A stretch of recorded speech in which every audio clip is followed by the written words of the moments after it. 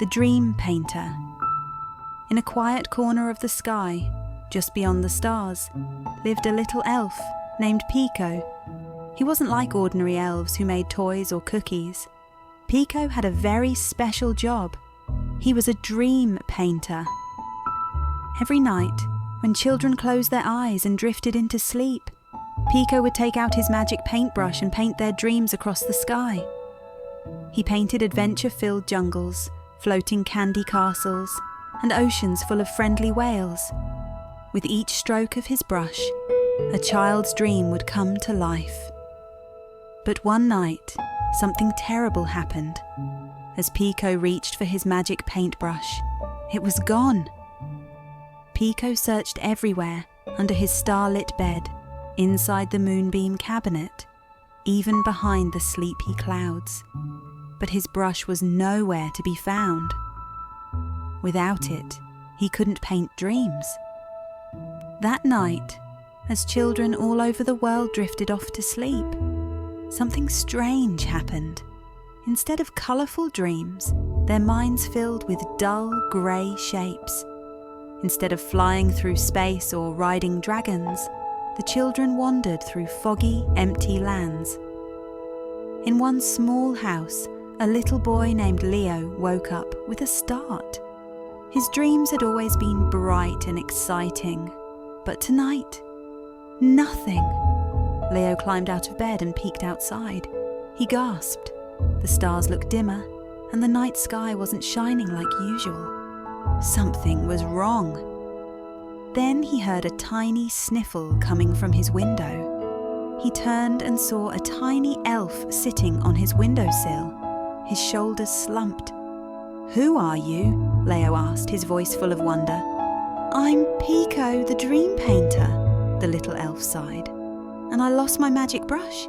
Now all the dreams are fading." Leo's eyes widened. "You paint dreams? That's amazing. We have to find your brush." Pico nodded slowly. "But it's not that easy. My brush isn't just a regular brush. It's made of stardust and moonlight. It could be anywhere in the world of dreams." Leo grinned. "Then we'll go there and find it." With a flick of his tiny fingers, Pico sprinkled dream dust over Leo's head. Suddenly, the room melted away, and Leo found himself floating into the night sky, soaring through the world of dreams. They flew past sleeping towns, through floating dream bubbles, and over an ocean made of stardust. But everywhere they looked, the dreams were grey and lifeless. Finally, they reached the Valley of Lost Dreams, a place where forgotten dreams gathered like mist. Leo and Pico searched high and low, but there was no sign of the brush. Just when they were about to give up, Leo spotted a tiny glimmer in the distance. He raced toward it, and there, caught between two wisps of grey mist, was Pico's magic paintbrush. As soon as Pico touched the brush, it glowed brightly. He dipped it into the night air and swirled it around. A streak of colour burst into the sky. Excited, Pico painted faster and faster, splashing gold into the stars, turning the moon silver again, and filling the dreams with colours, shapes, and stories. The jungle dreams came back to life.